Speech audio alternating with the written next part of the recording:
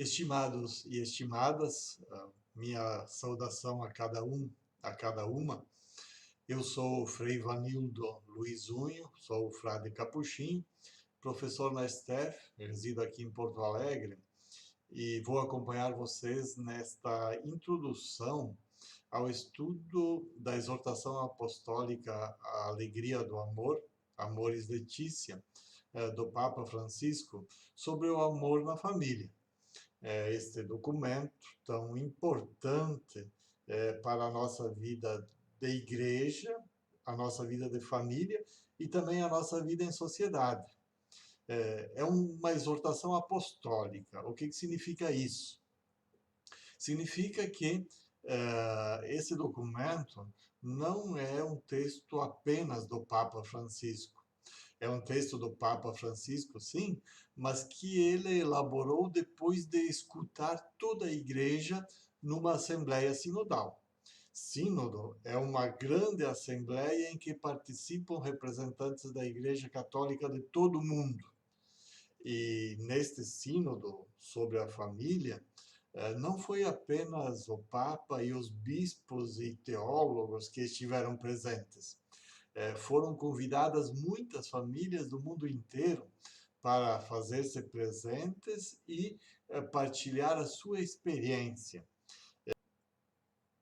Foram dois sínodos. O primeiro, o sínodo extraordinário do ano de 2014, e como o assunto era grande, era importante, se sentiu que havia necessidade de um maior aprofundamento, foi feito um segundo sínodo sobre o mesmo tema da família no ano de 2015.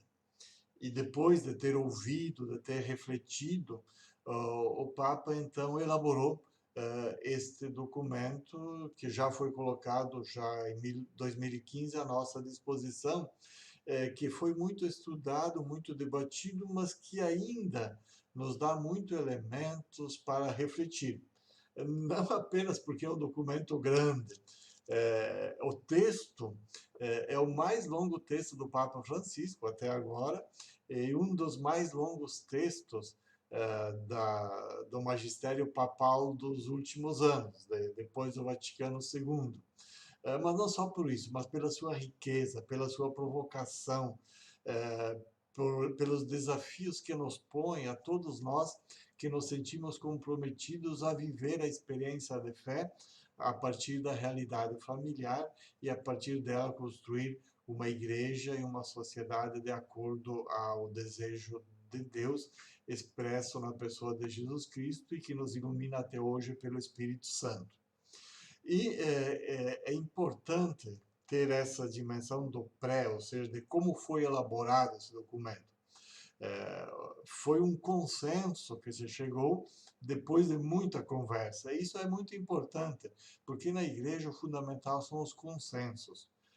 Ninguém pode agir sozinho, ou pela sua cabeça, ou pelo que pensa apenas o seu grupo.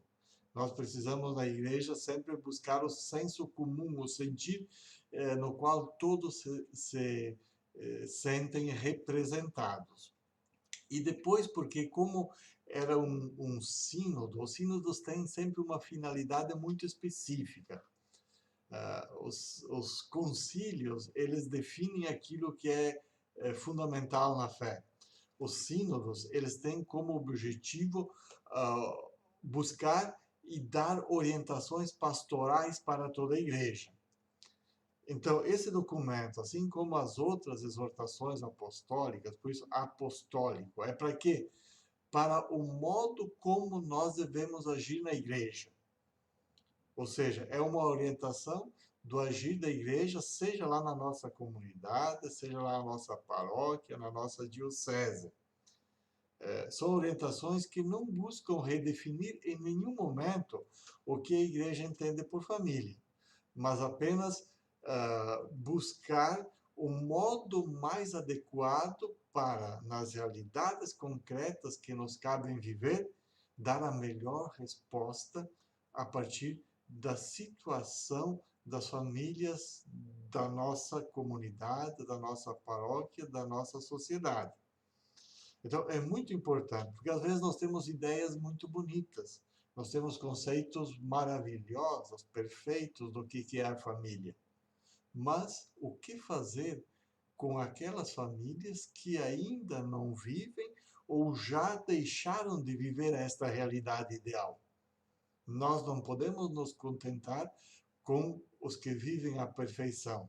Pelo contrário, a nossa preocupação maior deve ser com aqueles que ainda não alcançaram ou deixaram de viver aquilo que o Evangelho e a Igreja nos propõem para a família. Por isso, o documento ele deve ser olhado com esse olhar pastoral, olhar do pastor, da pastora, ou seja, de todos nós que temos uma responsabilidade na igreja, para encontrar o melhor modo de conduzir uma ação para que as famílias possam viver o projeto de Deus. Então, nós vamos fazer nesse breve encontro virtual uma pequena introdução.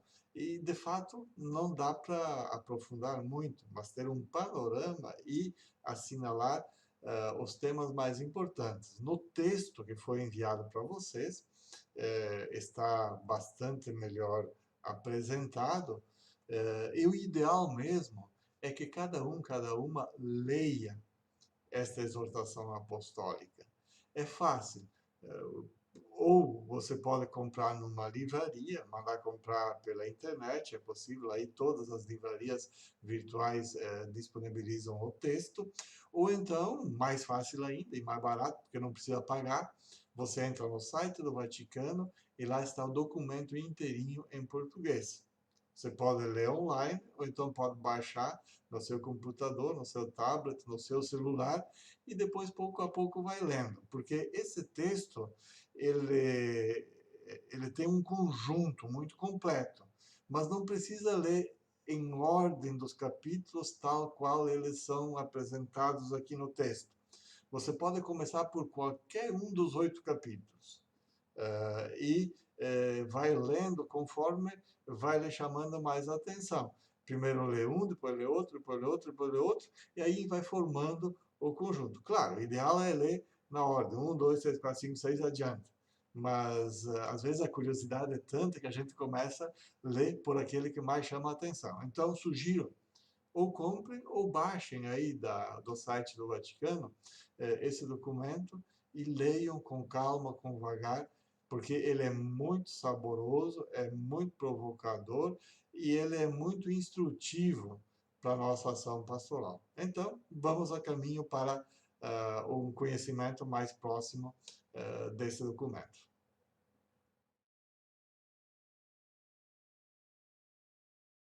Em toda ação pastoral, e não apenas na questão da pastoral familiar, que é aqui o nosso tema, é muito importante para ser efetivo, para que tenha algum resultado o nosso agir pastoral, ter os pés bem no chão.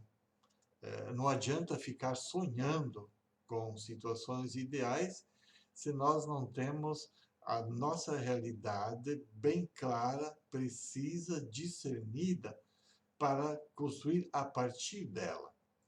No tocante à família, isso é muito importante. E no capítulo 2 da Amoris Laetitia, o Papa chama atenção para isso, para estarmos muito atentos à realidade familiar com a qual nós temos que pastorear. E se nós olhamos um pouco para a nossa realidade, vemos que as situações das famílias são muito diferentes. Porque quando pensamos em igreja, não podemos olhar apenas para o nosso grupinho, a nossa comunidade, o nosso cantinho, a nossa paróquia, a nossa diocese. Nós temos que olhar grande, olhar longe. A Igreja Universal está presente no mundo inteiro. E as realidades familiares dos diversos continentes, dos diversos países, das diversas culturas, não são todas iguais. Uma realidade é a das famílias na África, outra das famílias no Brasil, outra das famílias na Europa, outra da família da Ásia. O jeito como nós pensamos a família varia muito de um lugar para outro. de uma sociedade urbana para uma sociedade rural, o modo como se compõe a família é diferente. E muitos de nós fizemos essa experiência. Olhemos para a nossa história, para a história das nossas famílias. A maioria das famílias recentes, de hoje, digamos, por exemplo, tem no máximo um, dois filhos. Hoje em dia, quando um casal tem três filhos, todo mundo se apavora. Diz, nossa, como é que vocês puderam ter tantos filhos, né? Quando tem quatro, então a gente acha um absurdo. Na minha família, meu pai e minha mãe tiveram 8 filhos. Meu avô paterno teve 13. Ou seja, em 3 gerações, isso todos vocês podem constatar, mudou muito. Por exemplo, a questão do número de filhos. E o número de filhos condiciona todo um jeito de ser família. E a tendência agora é cada vez menos, um, máximo dois. Outra questão é o modo como se constituem as residências das famílias.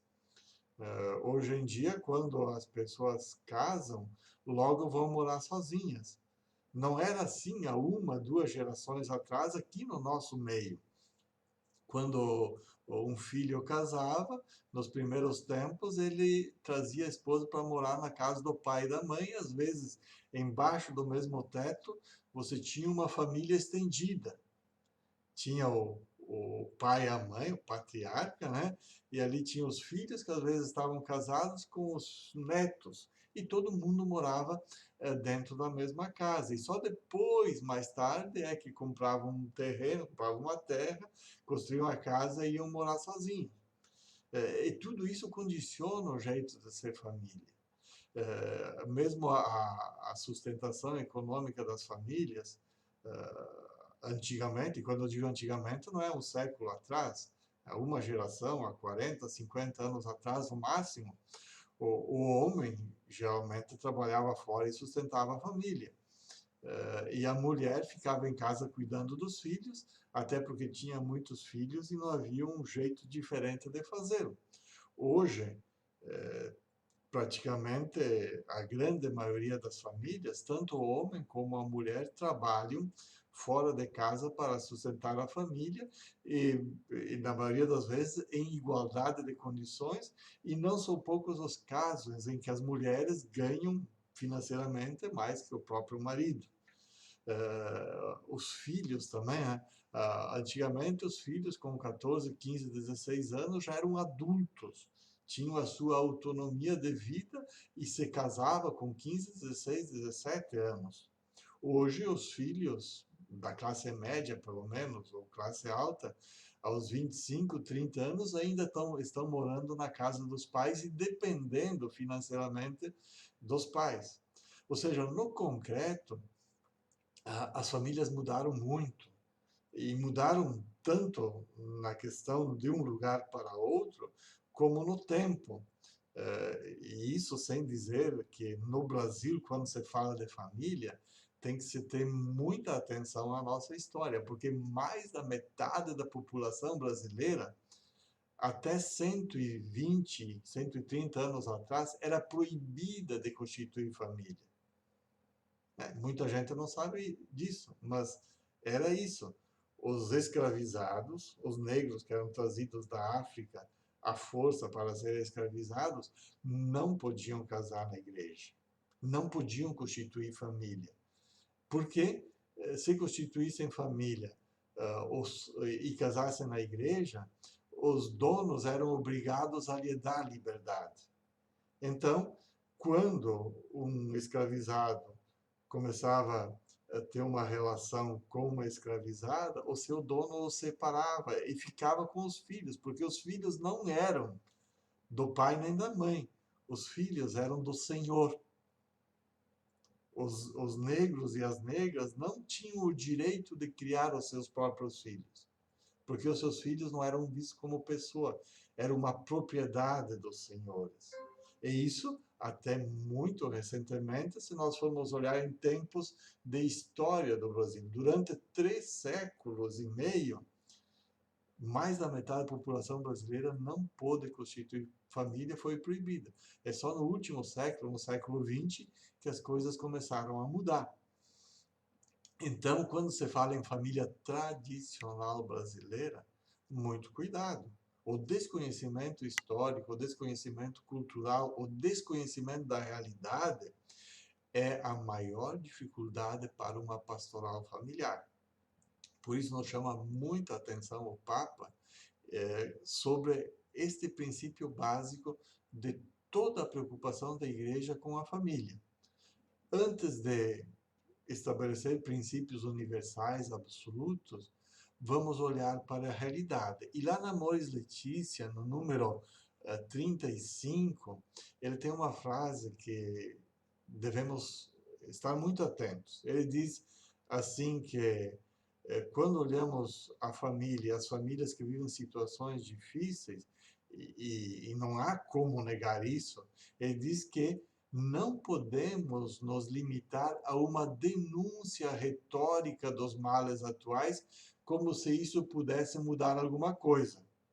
Não, ou seja, não basta falar que a família está mal. Nós temos que olhar também as famílias que, mesmo em meio às dificuldades, conseguem ser um exemplo e uma vivência do amor. E aí ele diz o seguinte: graças a Deus devem ser dadas, porque muitas famílias que estão bem longe de se considerarem perfeitas, vivem no amor, realizam a sua vocação e continuam a caminhar, embora caiam muitas vezes ao longo do caminho. O desafio para a igreja é entender a situação das famílias, aproximar-se das famílias caídas, tomá-las pela mão e, com carinho e ternura, ajudá-las a levantar-se para experimentar, no perdão e na reconciliação, o amor misericordioso de Deus que a todas elas se estende. Então, olhar a realidade, primeiro ponto para uma ação pastoral da igreja com as famílias.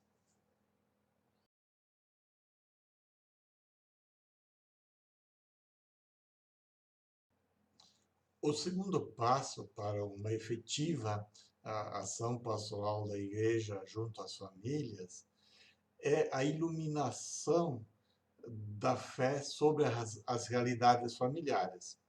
E na Amoris Laetitia, o Papa Francisco faz essa iluminação em 3 capítulos. No capítulo 1, no capítulo 3 e no capítulo 4. E são 3 abordagens muito interessantes e que nós precisamos incorporar no nosso jeito de julgar as famílias. Porque toda ação pastoral, ela sempre comporta 4 passos, né? O ver, o julgar, o agir e o celebrar. Eu gosto de dizer um pouquinho diferente, né? Em vez de ver, eu prefiro dizer o escutar. Aquilo que o Papa faz no capítulo 2, que falamos anteriormente, que é escutar as diferentes realidades familiares. O segundo passo, em vez de julgar, eu prefiro iluminar ou discernir. E o Papa faz com a ajuda de 3 grandes elementos. Primeiro, uma iluminação bíblica. Ele faz isso no primeiro capítulo da Amoris Laetitia. E ela é surpreendente, porque normalmente, quando nós vamos até a Bíblia, nós buscamos ali modelos para o nosso agir, buscamos exemplos para o nosso agir. E o Papa Francisco diz: olha, cuidado com essa busca de ideais na Bíblia, porque a Bíblia é assim como a nossa vida. Ela foi construída, foi escrita a partir da experiência de um povo, e dentro desse povo de Israel havia famílias, e a vida dessas famílias, ela foi retratada nessas narrativas que estão lá desde o primeiro livro do Antigo Testamento até o último do Novo Testamento. E não são narrativas excepcionais, perfeitas, absolutas. Pelo contrário, elas refletem aquilo que são as vidas das nossas famílias. E às vezes de uma forma bastante difícil. Até o Papa usa uma frase que chama a atenção. Ele diz: olha, se a gente olha a Bíblia, tem histórias de famílias que são verdadeiros rastros de sangue. Forte, né? Rastros de sangue. Pior que é verdade. Todos conhecem a história de Caim e Abel. Era uma família, eram irmãos, filhos de Adão e Eva. E o que fez um? Matou o outro. Caim matou seu irmão Abel. É uma história de uma família. Olhem Abraão, a história de Abraão. Abraão era casado com Sara. E Abraão teve 2 filhos. Sara teve só um. Como é que Abraão teve 2 e Sara teve só um? Porque Abraão teve um filho com a escrava. E pior, o que ele fez com esse filho que ele teve com a escrava? Tentou matar ele. E não é o Isaac, é o Ismael. Quando Sara ficou grávida e teve o Isaac, ela disse para o Abraão: ó, pega essa escrava e o filho dela e suma com ela, mata ela e o filho junto, porque eu não quero saber. Mas era o filho de Abraão. E Abraão pegou a escrava e o filho Ismael e os levou até o deserto e os despachou para que eles morressem no deserto. Foram salvos por Deus. Mas é uma família complicada, né? E se nós olhamos a história de Isaac também, ele teve 2 esposas e com elas vários filhos, e dentre esses estavam Esaú e Jacó, os gêmeos. E todos vocês sabem o que um fez com o outro. O que o Jacó fez com o Esaú? Roubou a primogenitura, brigaram, se separaram e nunca mais conseguiram viver juntos. São histórias duras, são histórias difíceis. E depois nós podíamos ir para adiante. Olha, as famílias na Bíblia, nos lembra o Papa, não apresentam o ideal, elas nos apresentam o real. Elas são como que um espelho para que nós nos olhemos nelas e olhando essas histórias com suas dificuldades, mas também com suas alegrias, porque há muitas famílias alegres, felizes, realizadas na Bíblia, nós possamos nos perguntar em qual dessas histórias eu me espelho para viver a minha vida familiar conforme a fé cristã. O Novo Testamento também não é um ideal dos ideais da família. Olhem a própria família de Jesus. É uma família complicada, né? Que enfrenta muitas dificuldades. José e Maria eram migrantes, tiveram que sair da sua terra na Judéia para tentar ganhar a vida lá na Galileia. Era uma família de imigrantes que parece muita gente não a recebeu por lá, porque Maria estava sozinha da família e quando a Isabel ficou grávida, ela teve que fazer toda uma viagem para ir ajudar a prima dela, Isabel. E quando José e Maria foram para Belém, obrigados pelo imperador para fazer o recenseamento, quando chegaram lá, Maria estava grávida e ninguém da família deles os quis receber. Tiveram que se abrigar numa estrebaria para ter um lugar onde o menino nascesse. Ou seja, a família de Maria e de José também era uma família não muito acolhedora. Talvez estivessem ressentidos com o fato de os dois terem migrado em busca de uma vida melhor. E quando foram ameaçados, eles não tiveram nem coragem de buscar proteção junto à família. Como é que eles foram? Para o Egito, para o estrangeiro, lá longe. Ou seja, complicada a vida da família de Jesus, de Maria e de José. E se nós olhamos os discípulos que logo acompanharam Jesus, era muita gente sem família, não aparece ali a família. Apenas Pedro, que a gente sabe que tinha a sogra, né? Mas os outros não se fala. E há tantos outros que estão aí no entorno de Jesus. Se a gente olha a pente fino no Evangelho, que vivem situações familiares não muito confortáveis. Então, nós temos que olhar a Bíblia não como uma receita de vida familiar. Se nós olharmos assim, estamos perdidos, porque vamos encontrar exemplos muito complicados. Nós temos que olhar a Bíblia como um espelho das nossas próprias vidas familiares e um espelho que nos provoca a nos confrontar com o ideal de amor que Deus nos apresenta. E aí vamos para o, o quarto capítulo, onde o Papa Francisco faz um percurso fantástico. Ele toma um texto do Novo Testamento que é conhecido de todos nós, muitos já o sabemos de cor, né? Que é o Cântico do Amor da carta de Paulo aos Coríntios. Ele o toma como referência para um discernir a vida familiar. E é importante, ele vai fazendo uma análise verso por verso desse texto, desse cântico que Paulo nos apresenta na carta, e vai tentando compreender o que é o amor. Depois, quando vocês tiverem tempo em casa, tomem essa parte da exortação apostólica, da Amoris Laetitia, como uma meditação. Mas eu só queria chamar a atenção sobre o coração dessa meditação do Papa sobre o amor. O que se entende por amor do ponto de vista cristão? O que Jesus entendia por amor? E o que nós cristãos precisamos entender por amor? Porque às vezes nós temos uma compreensão equivocada do amor. Pensamos assim: amar é ter o outro para si. É uma compreensão equivocada de amor. O amor é tudo o contrário. Amar é entregar a própria vida para os outros. Ou, como dizia o próprio Jesus lá no Evangelho, não há maior amor do que aquele que dá a sua vida pelo irmão. Na família, quando pensamos na realidade familiar, o modelo ideal do amor é quando cada um dá a sua própria vida pelos outros membros da família.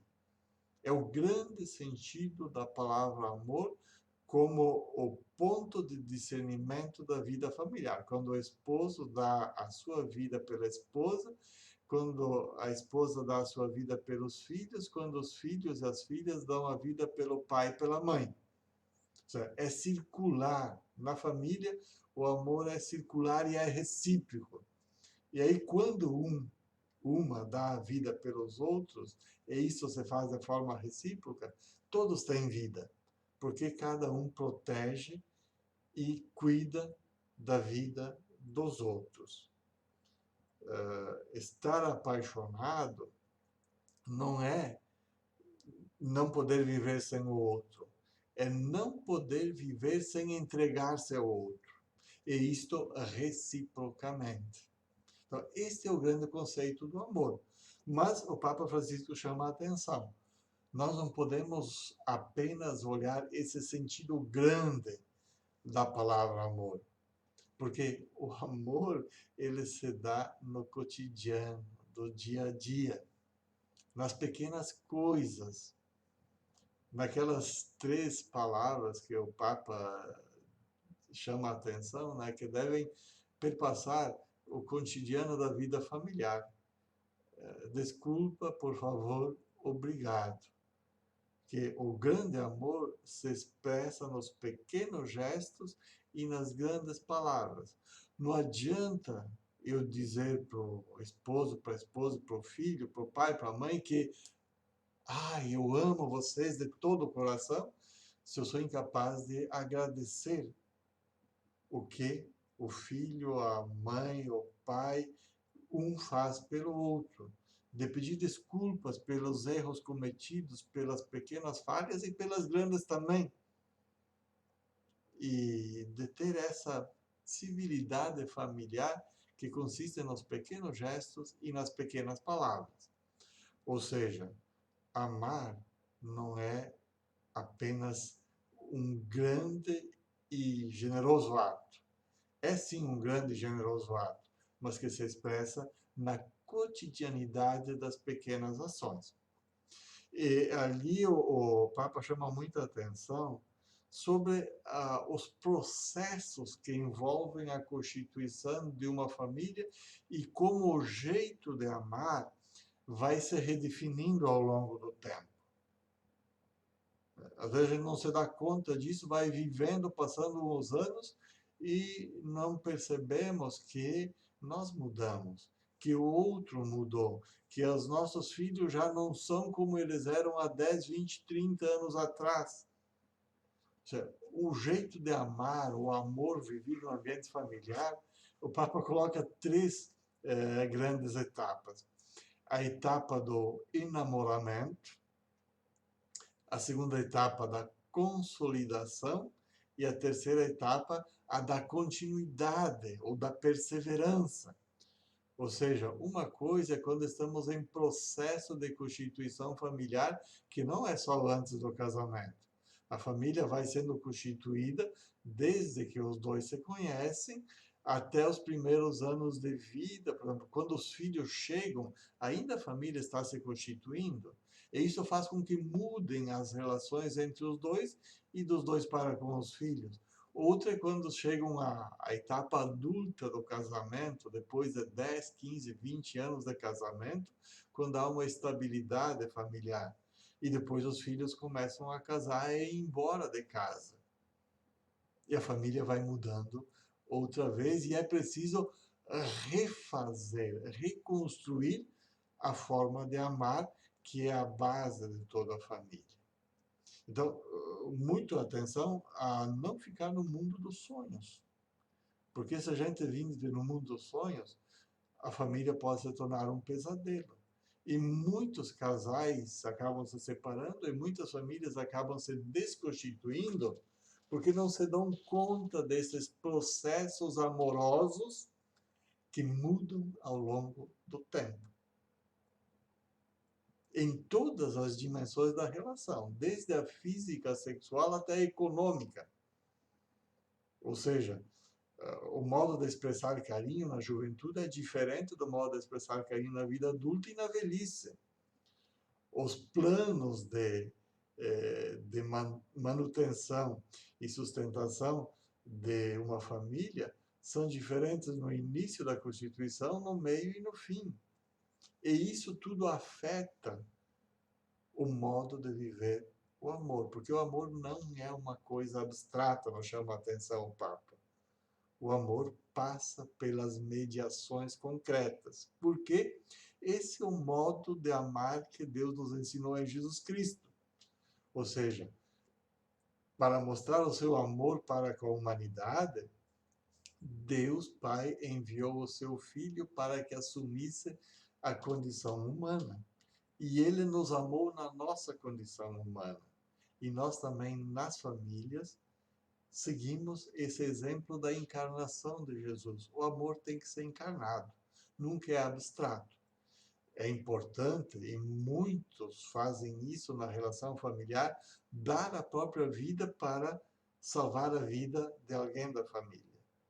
Mas esse amor também passa pelo cotidiano, pelo com licença, obrigado, por favor. Pelas pequenas expressões de agradecer, de pedir desculpas, de mover-se física e emocionalmente para que o outro sinta esse amor. E ali, o outro pilar, a Bíblia, e dentro da Bíblia, a pessoa de Jesus, e o outro, terceiro pilar para o discernimento de um agir pastoral com as famílias, é o magistério da igreja. Afinal, a igreja não começou a falar hoje sobre a família. O Papa Francisco não é o primeiro.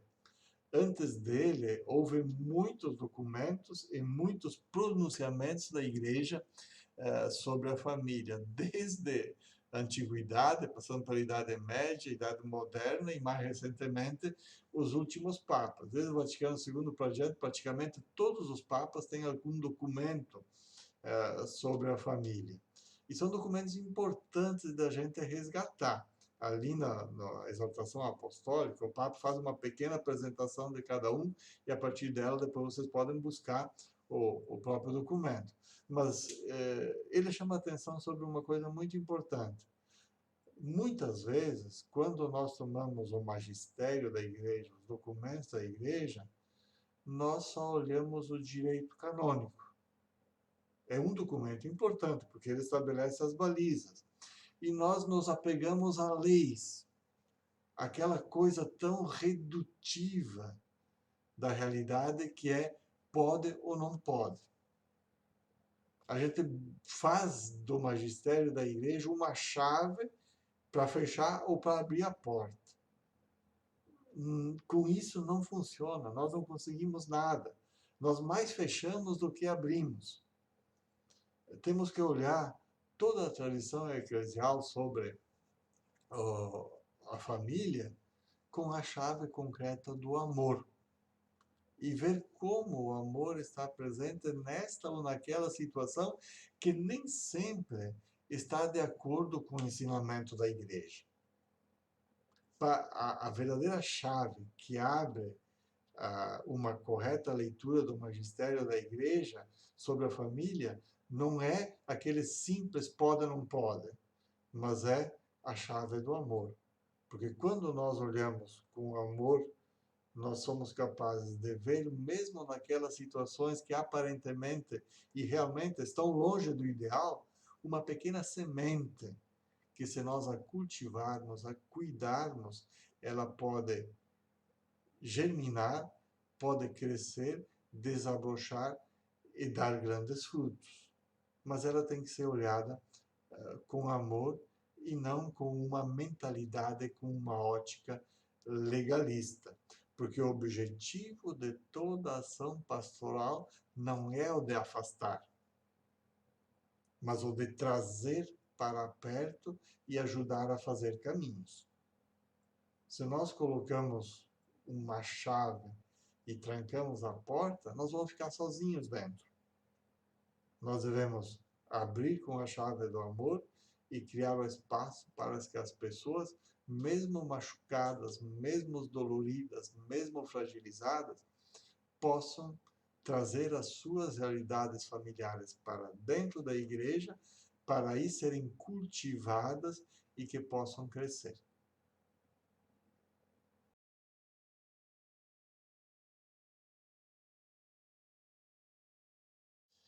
Depois de, na primeira parte da exortação apostólica, o Papa ter estabelecido os dois primeiros grandes passos, ou seja, o escutar as realidades familiares e o discernir com três elementos. Primeiro, a palavra de Deus, o princípio do amor e o magistério da igreja.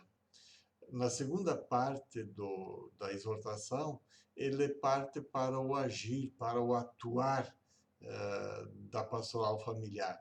Ele faz isso em 4 capítulos. Vamos falar primeiro de 3, o capítulo 4, o capítulo 5º, 6º e 7º. Nesses 2 capítulos, ele trabalha em 2 âmbitos. Primeiro, no âmbito familiar, ou seja, a família é uma pequena igreja e dentro dela já se vive essa realidade da fé. E o Papa chama a atenção para essa dimensão doméstica da eclesialidade, ou seja, cada família é convidada a ser uma pequena igreja e aí dentro cultivar o amor. E aí, mais uma vez, ele nos chama a atenção para as responsabilidades que cada um tem dentro da família para que ela, de fato, seja expressão desse amor de Deus. E ali são tantas coisas que ele vai trabalhando, mas eu queria chamar a atenção para 4 elementos, bem rapidamente. Depois vocês vão ler, vão aprofundar e confiram esses 4 e os outros que estão aí presentes. Ele diz que na família algumas questões que são inegociáveis.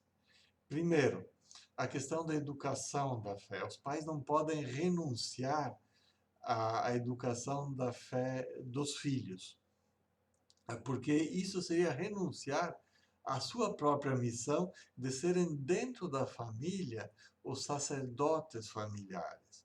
Hoje existe muito essa tentação, mesmo em famílias cristãs, em famílias católicas. Ah, vai lá na catequese e aprende o que é a vida na igreja, o que é a vida da fé.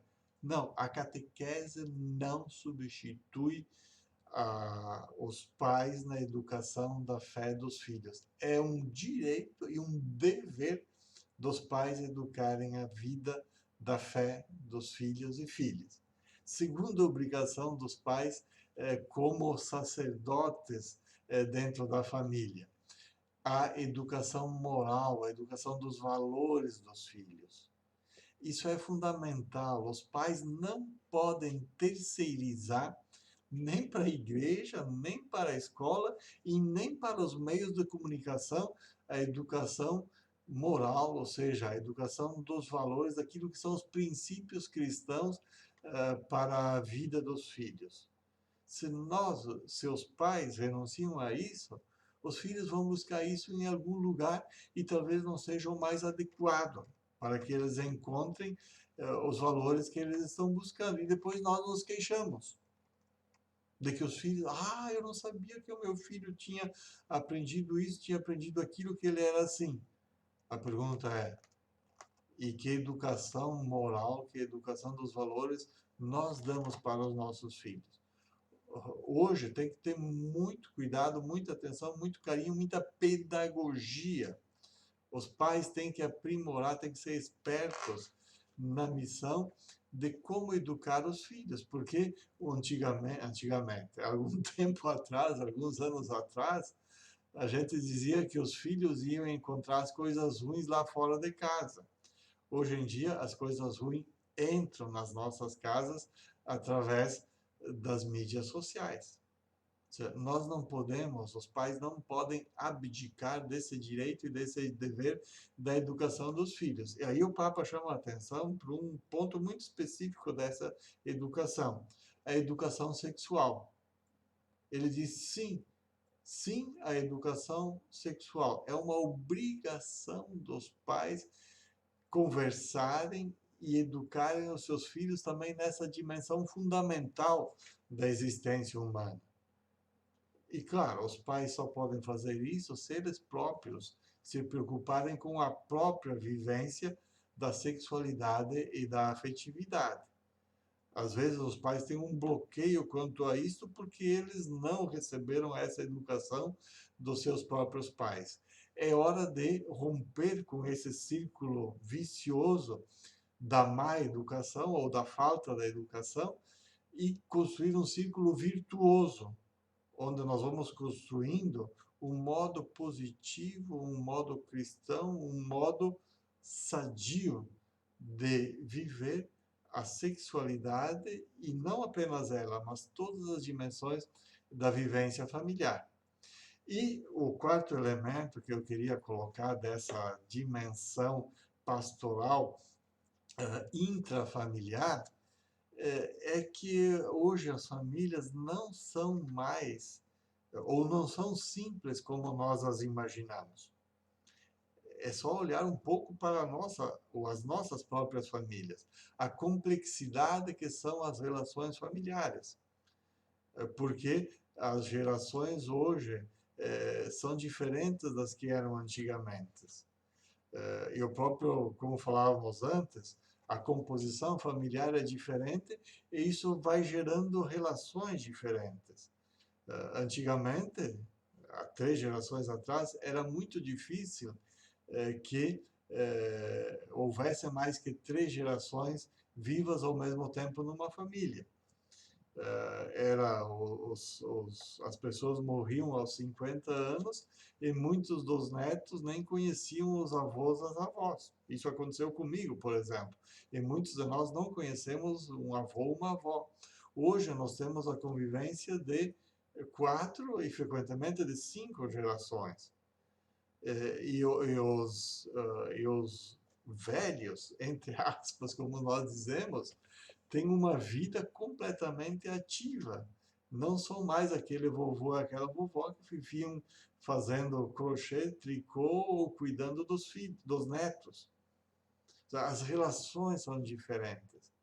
Como dentro dessa variedade de relações ter uma vivência de fé que perpasse as diferentes gerações e que a educação vá passando de uma geração para outra. O Papa diz, olha, não há uma receita para isso. Não há um beabá, faz isso, faz isso, faz isso, faz isso e vai dar certo. Não, porque é uma situação nova à qual nós temos que dar resposta. É um desafio para nós estar atentos a essas condições familiares e, dentro delas, dar novas respostas, porque são novas interrogantes que são colocadas. Desde o início, o Papa sempre alerta: olha, cuidado com essa mania de buscar a receita pronta. Para a vida familiar, não existe receita pronta. Nós temos uma realidade, nós temos o ideal do amor apresentado pelo Evangelho, nós temos a Bíblia que nos apresenta muitos espelhos que nos mostram a nossa realidade familiar, nós temos o magistério da igreja que nos orienta, mas a solução, ela tem que ser construída no diálogo familiar. Conversar, conversar e conversar cada vez mais. E isso serve também de desafio para a igreja. E ali, eu quando li pela primeira vez esse texto, eu tive quase que um choque, um baque, olhando a realidade das nossas dioceses, das nossas paróquias, das nossas comunidades. Quantas das nossas dioceses, das nossas paróquias, das nossas comunidades têm um serviço pastoral constituído solidamente para as famílias? São muito poucas. Eu tenho medo de dizer que não é nenhuma, porque algumas de fato têm, eu as conheço. Mas se nós olharmos, por exemplo, como é que é a preparação dos noivos para o casamento? Às vezes se resume a uma palestra de 1 hora, ou a 2 palestrinhas de 2 horas, ou a encontro de um dia. É assim que nós preparamos os jovens de hoje para constituir uma família? É uma irresponsabilidade, sinceramente. Se nós olhamos concretamente o modo como se faz a preparação para o casamento, porque o casamento o que é? É a apresentação diante de Deus de forma sacramental da constituição de uma família. Que esforço, que investimento nós como igreja fazemos para preparar as pessoas para constituir uma família? E aí o Papa chama a atenção, olha, isso não se faz num encontro de final de semana. Isso tem que ser feito todo ao longo do processo da educação cristã, que abarca desde a catequese da iniciação cristã e que depois deveria ter um processo de formação continuada cristã e dentro dela a preparação para o casamento. A gente faz muito pouco isso. E não é que os jovens não queiram. Pelo contrário, há uma sede. Só que nós não damos a água para saciar essa sede. Mas não é só, diz o Papa, a preparação para o casamento que deveria ter um investimento maior da igreja. É o pós-casamento. Porque uma coisa é caminhar até o altar. O grande desafio é depois a convivência do dia a dia. E se a gente olha os números frios do IBGE, mais da metade dos casamentos se desfazem antes do 7º ano. São dados do IBGE do censo de 2010. Mais da metade, 54% em 2010, não sei como é que vai ser no próximo censo e quando é que nós vamos ter o próximo censo, mas 54% dos casamentos que são oficializados No civil, se desfazem antes do 7º ano. E aqueles que nem sequer passam por um processo de oficialização. Ou seja, o grande desafio, nos diz o Papa, além da preparação antes do casamento, é o acompanhamento dos jovens casais depois do casamento. Existem alguns movimentos na igreja que fazem isso, mas são muito poucos e eles atingem uma parcela muito pequena dos casais que casam na igreja. Então, é um grande desafio pastoral de estabelecer, diz o Papa, equipes multidisciplinares e qualificadas para acompanhar os jovens casais e evitar aquilo que depois todo mundo fala. Porque quando um casal recém-casado se separa, é a maior falação na família, na comunidade e na sociedade. Todo mundo fala, mas alguém se perguntou: que ajuda foi dada para que o desfecho não fosse esse? É muito fácil falar do casal que se separou, mas é muito pouco o investimento que nós fazemos para evitar que essa separação acontecesse. E é muito certo que muitas separações seriam evitáveis se nós tivéssemos um serviço pastoral disponível para os casais em crise. Tanto a crise dos primeiros anos de casamento, como a crise da maturidade. Porque é muito comum, e vocês sabem bem, tanto ou mais do que eu, né? Quantos casais se separam quando estão com 50, 55, 60 ou até mais anos? Porque a família está vivendo uma outra situação, os filhos já foram embora e os dois não conseguem mais conviver no cotidiano sem os filhos. O que fazemos para ajudá-los? Não basta dizer a família está mal. É preciso fazer algo para que aquelas famílias que estão correndo o risco de romper-se possam reconstituir os laços e voltar a viver, se não aquele ideal, porque o ideal nunca é plenamente alcançável, pelo menos de forma muito satisfatória e feliz para eles, a vida familiar. É esse o grande desafio que o Papa nos coloca.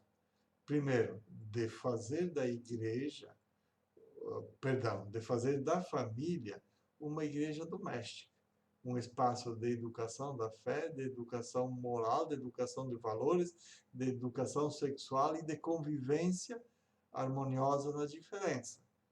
E fazer da igreja, da nossa comunidade, da nossa paróquia, da nossa diocese, um serviço de preparação, de animação e de salvaguarda das famílias. E não aquilo que muitas vezes fazemos. Quando um casal entra em crise, todo mundo sai de perto e deixa que eles resolvam o seu problema sozinho. Não. Quando um casal entra em crise, é ali que deve entrar a ação da igreja, da comunidade, para reconstituir, sanar as feridas e que eles possam ter a saúde familiar restabelecida.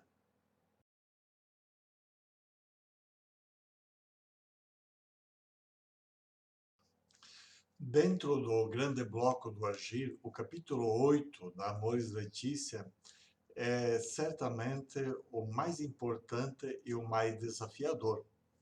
Ele trata da situação daquelas famílias que ainda não alcançaram e talvez nunca cheguem a alcançar o ideal proposto pela doutrina cristã. E também daquelas famílias que, tendo vivido o projeto, a proposta da família cristã durante um certo tempo, por uma ou outra circunstâncias, começam a ter a sua vida dilacerada e vão se afastando pouco a pouco e às vezes até de forma bastante grave, chegando até a separação do ideal proposto. O que fazer nessas situações? Lembremos sempre que o objetivo dessa exortação apostólica é pastoral, não é apenas apresentar um ideal, mas é como trabalhar na comunidade as diferentes situações familiares.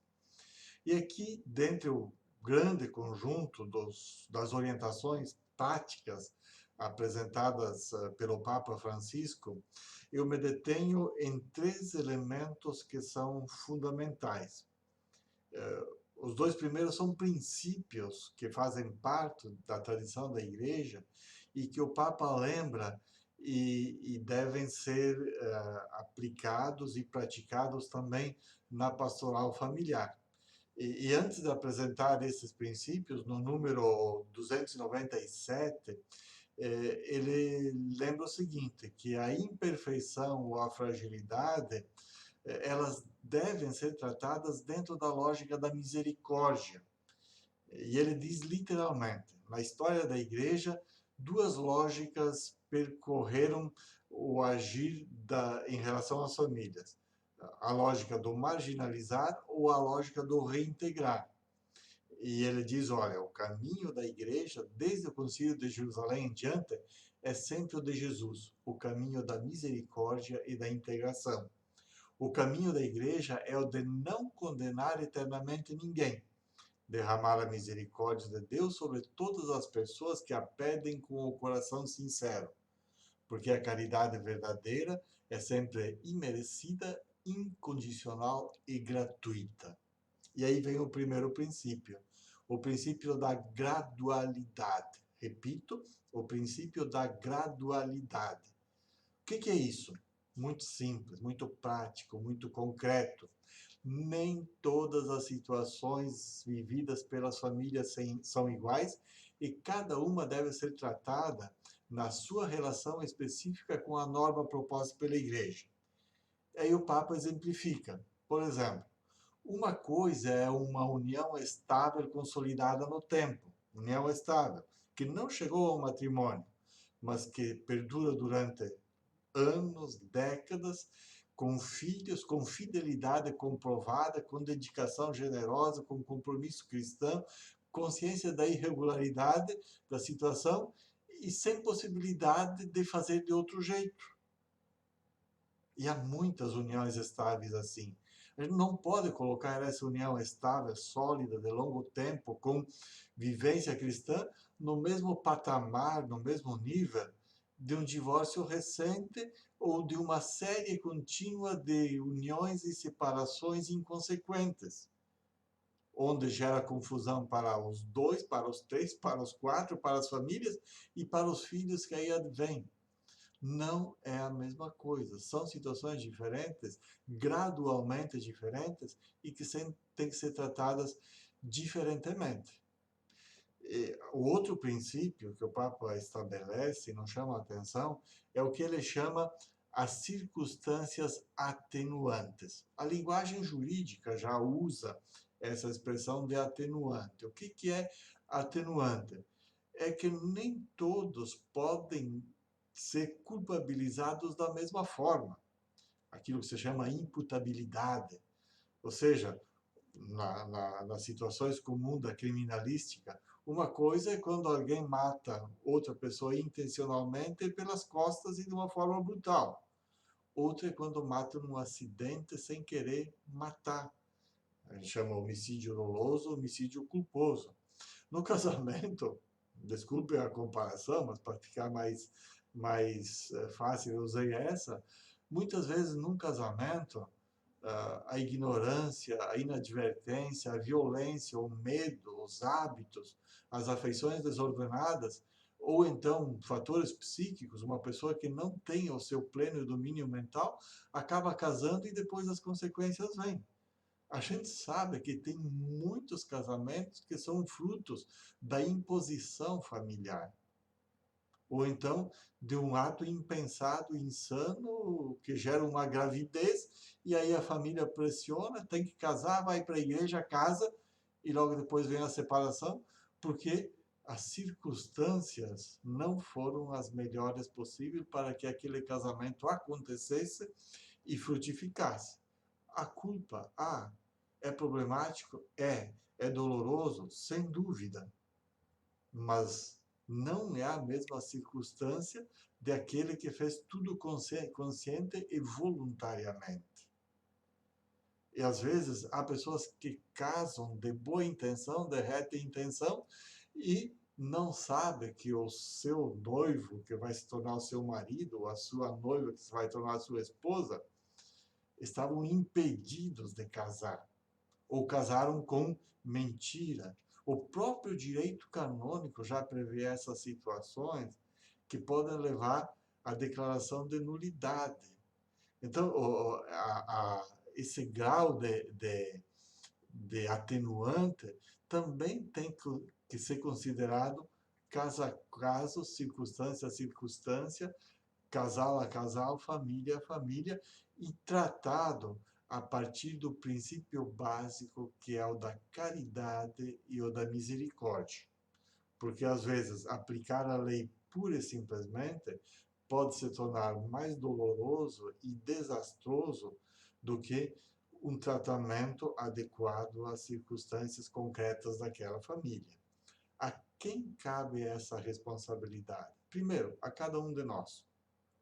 Quando olhamos uma situação familiar irregular ou de ruptura, não podemos fazer um julgamento cego, legalista, farisaico. Isso faziam os fariseus no tempo de Jesus. Nós temos que buscar compreender quais as razões e o que é possível fazer, se não para sanar, ao menos para atenuar aquela situação vivida pela família. E aí o terceiro ponto que o Papa coloca nesse capítulo como orientador da nossa ação evangelizadora junto às famílias, são três verbos, três palavras que devem estar muito presentes no nosso coração e na nossa ação. São muito simples e fáceis de memorizar. Primeira, acolher. Segunda, discernir. Terceira, integrar. Então, a quem cabe isso? Eu dizia antes, a cada uma de nós. Mas a responsabilidade maior é daqueles que são encarregados da administração pastoral das nossas paróquias e dioceses, os párocos e os bispos. Eles têm que assumir essa responsabilidade e todos nós apoiá-los, porque não é uma tarefa fácil. Precisa de ajuda e às vezes ajuda de pessoas qualificadas profissionalmente para ajudar a compreender e encaminhar as diferentes realidades. Mas esses três verbos devem permanecer sempre bem à nossa frente: acolher, discernir e integrar. E aí tem uma frase muito forte do Papa Francisco, que ninguém, pelo fato de viver uma circunstância familiar não em acordo com o ideal da igreja, está excomungado. Separado não é excomungado. Divorciado não é excomungado. Não casado na igreja não é excomungado. É preciso escutar, acolher, discernir e buscar uma forma de integração dessas pessoas e dessas famílias na comunidade. E diz com toda clareza o Papa: sempre há uma forma de integrar todas as pessoas, por mais dolorosas que sejam as circunstâncias, na vida da comunidade. E em tudo isso, nós devemos olhar a prática de Jesus e a prática das primeiras comunidades cristãs. Nunca era de julgar e condenar, mas sempre de acolher, compreender, perdoar e integrar.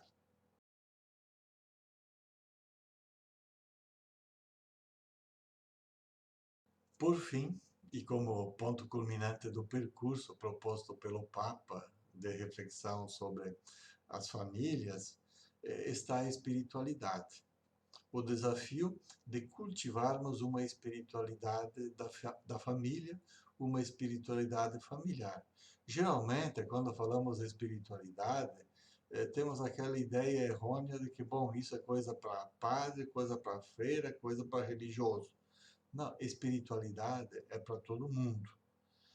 Todos somos chamados a viver a vida das nossas famílias à luz do Espírito de Deus, deixando-nos iluminar pela luz, pela força e deixando-nos conduzir pela ação do Espírito Santo. E isso nós começamos a fazer, a cultivar lá dentro da própria família, colocando todo o nosso agir à luz de Deus, falando para Ele na oração e escutando na meditação cotidiana. E fazer isso individualmente, mas, sobretudo, fazer isso conjuntamente, no ambiente familiar, com espaços de oração, com momentos de oração, cultivar a vida em Deus dentro da própria família. E as comunidades também, as nossas comunidades, as nossas paróquias, também colocar a vida de suas famílias diante de Deus e criando essa sintonia entre a família, a comunidade e a Trindade, porque a Trindade é o melhor exemplo de família, onde o amor de doação dá-se até o ponto que um entrega a sua vida e acolhe completamente o outro.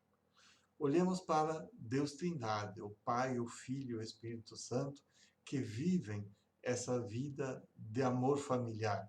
Façamos da igreja um espaço de vivência do amor que é capaz de se dar e de acolher o outro. E isso também, na família, é um espaço privilegiado para fazer isso.